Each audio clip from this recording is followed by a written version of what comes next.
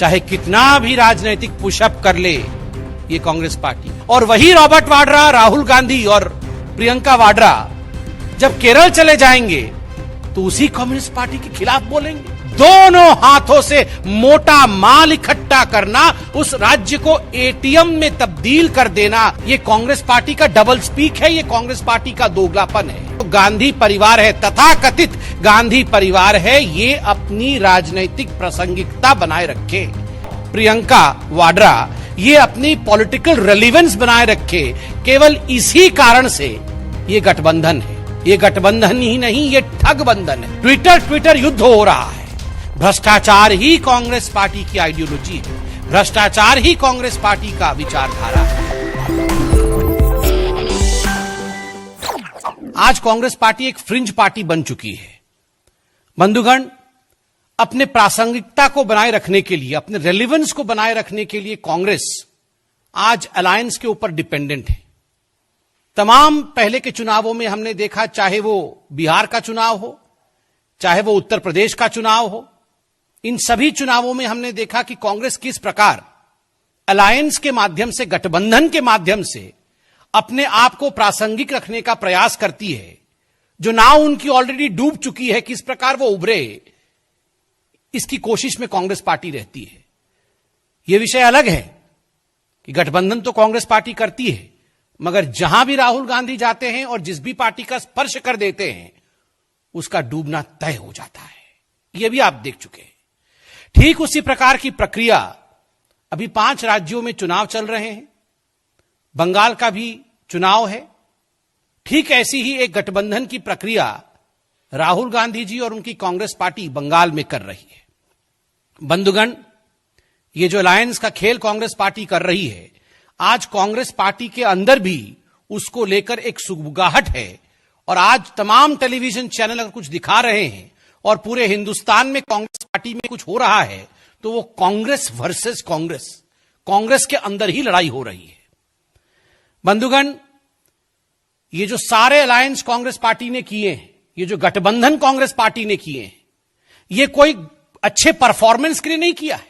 यह इसलिए नहीं किया है कि किस प्रकार से परफॉर्मेंस की राजनीति की जा सके। यह इसलिए नहीं किया है कि किस प्रकार से रिफॉर्म की राजनीति की जा सके। यह इसलिए नहीं किया है कि ट्रांसफॉर्म करना है देश को। यह इसलिए नहीं किया है कि गवर्नेंस किस प्रकार दिया जा सके। केवल और केवल एक ही मुद्दा है इन गठबंधनों का, किस प्रकार से ये जो गांधी परिवार है, तथाकथित गांधी परिवार है, ये अपनी राजनीतिक प्रासंगिकता बनाए रखे। किस प्रकार राहुल, सोनिया जी और प्रियंका वाड्रा ये अपनी पॉलिटिकल रेलेवेंस बनाए रखे। केवल इसी कारण से ये गठबंधन है। बंधुगण, आज से अनेकों, मैं कहूंगा महीनों पहले 2019 में हमारे आदरणीय प्रधानमंत्री नरेंद्र मोदी जी ने इस प्रकार के गठबंधन के लिए बिल्कुल सही शब्द का प्रयोग किया था। यह दरअसल ठग बंधन है। यह गठबंधन ही नहीं, यह ठग बंधन है। और बंगाल में इसी प्रकार का एक ठगबंधन, इसी प्रकार के एक वैमनस्य फैलाने वाले ठगबंधन को कल हमने देखा है। आज सुबह से ही यह न्यूज में चल रहा है कि इस प्रकार जो इंडियन सेक्युलर फ्रंट ISF है, जो एक मुस्लिम क्लेरिक है, जो एक मौलाना है, अब्बास सिद्दीकी, उनकी एक पार्टी बनी है। और स्वाभाविक है, मौलाना की पार्टी है, यह कोई सेक्युलर क्रेडेंशियल वाली पार्टी नहीं है। उसके साथ जिस प्रकार कम्युनिस्ट पार्टी और कांग्रेस पार्टी एक साथ बैठे हुए हैं, एक साथ अलायंस में चल रहे हैं। हम तो भारतीय जनता पार्टी हैं, ऑपोजिशन में है। कांग्रेस पार्टी के अंदर भी इसको लेकर जो सुगबुगाहट है, कांग्रेस पार्टी के अंदर इसको लेकर जिस प्रकार की द्वंद्व का माहौल का निर्माण हो रहा है, the kind of tussle that we are seeing within the Congress party is something which we need not mention, which every Indian is visualizing through the media and through social media platforms. Twitter युद्ध हो रहा है। Television channel में एक दूसरे के खिलाफ Congress party के ही नेता बोल रहे हैं। और बिल्कुल सही बात है, ये जो सवाल उठाया गया है कि कांग्रेस अपने आप को धर्मनिरपेक्ष पार्टी कहती थी। Congress said that our credentials were based on secularism. Their own party people have asked, is this Mahatma Gandhi's secularism? This is core hypocrisy. This is utmost hypocrisy. ये दोगलापन है. ये कांग्रेस पार्टी का डबल स्पीक है. ये Congress party का दोगलापन है. जो Congress party अपने आप को सेक्युलर बताती है, वही कांग्रेस पार्टी बंगाल में आईएसएफ के साथ गठबंधन कर लेती है. वही कांग्रेस पार्टी केरल में मुस्लिम लीग के साथ गठबंधन कर लेती है. वही कांग्रेस पार्टी केरल में वेलफेयर पार्टी ऑफ इंडिया, जो कि फ्रंट ऑर्गेनाइजेशन है जमाते इस्लामी का, उसके साथ गठबंधन करती है. वही कांग्रेस पार्टी आसाम में बदरुद्दीन अजमाल के पार्टी AIUDF के साथ गठबंधन करने के लिए प्रयासरत है, और पूर्व में इनका एक गठबंधन भी रहा है. और आप जानते हैं AIUDF को लेकर किस प्रकार टेरर फंडिंग से एक एनजीओ में उनके पैसे जा रहे थे.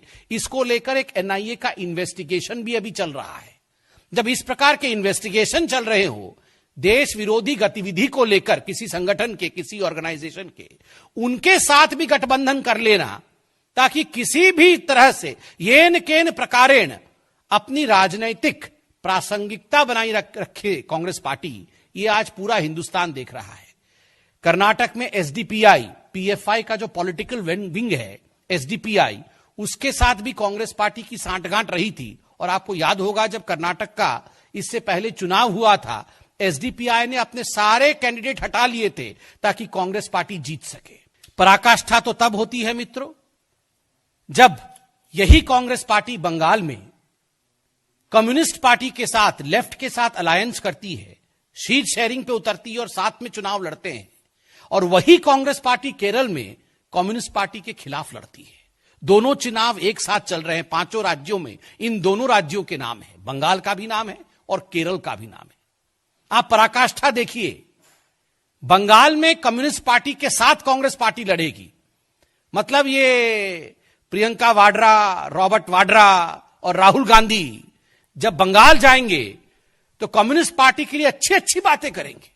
कम्युनिस्ट पार्टी के लोगों के साथ मंच शेयर करेंगे, उनके आला कमान के साथ बैठेंगे. और वही रॉबर्ट वाड्रा, राहुल गांधी और प्रियंका वाड्रा जब केरल चले जाएंगे तो उसी कम्युनिस्ट पार्टी के खिलाफ बोलेंगे. उन्हीं नेताओं के साथ जिनके साथ बंगाल में मंच साझा किया था, जिनके हाथ पकड़कर खड़े होंगे, वही केरल में उनको मंच अलग अलग करना पड़ेगा. ये किस प्रकार का विडंबना है? आप क्या सोचते हैं? हिंदुस्तान की जनता कुछ जान नहीं पाती है? बंधुगण, इनको अलायंस से, गठबंधन से कोई मतलब नहीं है. इनको गवर्नेंस से कोई मतलब नहीं है.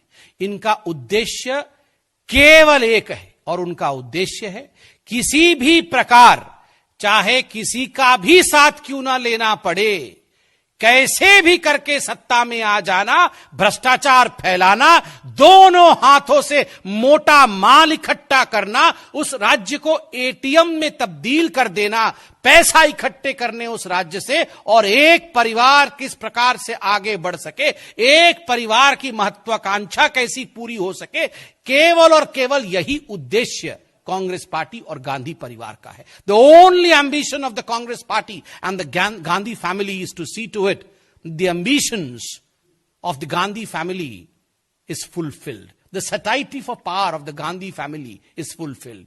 They are not going to deliver anything out of this alliance. आप देखिए, आश्चर्य का विषय है, ये Congress party Indian secular front के साथ मिली हुई है. ये कांग्रेस पार्टी AIUDF के साथ मिली हुई थी, अभी मिलने के लिए कोशिश में है. मुस्लिम लीग के साथ मिली हुई है. वेलफेयर पार्टी जमात इस्लामी के जो फ्रंट है उसके साथ मिली हुई है. SDPI के साथ मिली हुई है. और कमाल की बात है, महाराष्ट्र में पावर शेयरिंग के लिए शिवसेना के साथ मिली हुई है. आप सोचिए जरा, कोई दीन ईमान नहीं है, कोई आइडियोलॉजी नहीं है, कोई विचारधारा नहीं है. Corruption is the ideology of Congress party. भ्रष्टाचार ही कांग्रेस पार्टी की आइडियोलॉजी है. भ्रष्टाचार ही कांग्रेस पार्टी का विचारधारा है. परिवारवाद को बढ़ावा देना यही कांग्रेस पार्टी की आइडियोलॉजी है. जातिवाद ही कांग्रेस पार्टी की विचारधारा है. To promote hatred amongst the Indians in the name of caste and creed is the core ideology of the Congress party. And to divide India in the name of religion is the core agenda and ideology of the Congress party, and that's the reason as to why we have unholy alliances, we have unholy intentions, and we have unholy performance.